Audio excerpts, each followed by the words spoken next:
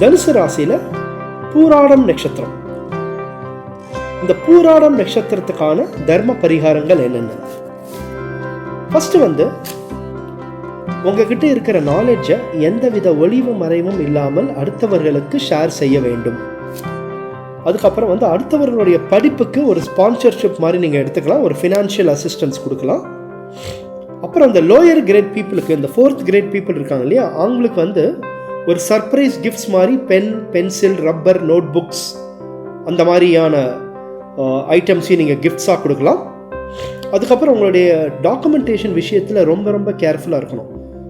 Any document, for example PAN கார்டோ இல்லை ஆதார் கார்டோ இல்லைன்னா உங்களுடைய ஏதாவது ப்ராப்பர்ட்டி ரெஜிஸ்ட்ரேஷன் டாக்குமெண்ட்ஸோ அதில் டீட்டெயில்ஸ்லாம் ப்ராப்பராக ரெஜிஸ்டர் ஆகிக்கணும்னு பார்த்துக்கணும். ஏதாவது டிஸ்கிரிப்பன்சி இருந்தால் உடனே கரெக்ட் பண்ணிக்கிறது ரொம்ப நல்லது.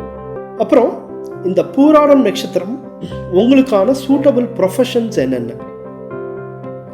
ஸோ இந்த பூராடம் பார்த்தீங்கன்னா சுக்கிரனுடைய நட்சத்திரம், சுக்கிரனுடைய ஆதிபத்தியத்தில் வர நட்சத்திரம்.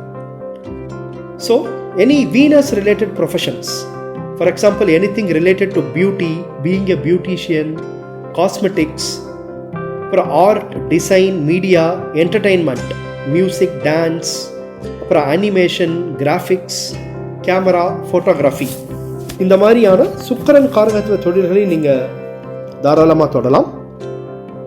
அதுக்கப்புறம் நீங்கள் எந்த தொழில்களை தொட்டால் நீங்கள் செய்யும் தொழிலை பரிகாரமாக மாறிவிடும்.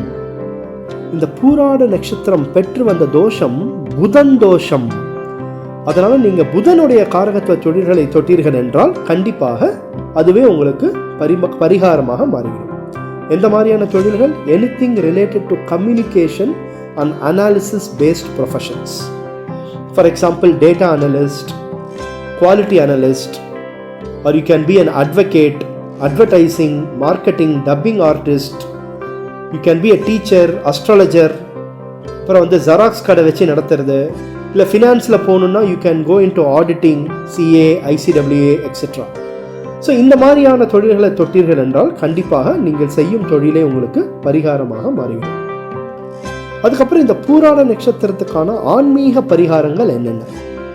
ஃபர்ஸ்ட் இந்த திருவெண்காட்டில் உள்ள புதன் கோயில் சென்று வழிபாடு செய்வது, அப்புறம் திருவனந்தபுரம் பத்மநாபர் கோயில், மதுரை மீனாட்சி அம்மன் கோயில், அதுக்கப்புறம் திருவானைக்காவல்ல அருள்மிகு ஜம்புகேஸ்வரர் கோயில்னு ஒரு கோயில் இருக்கு.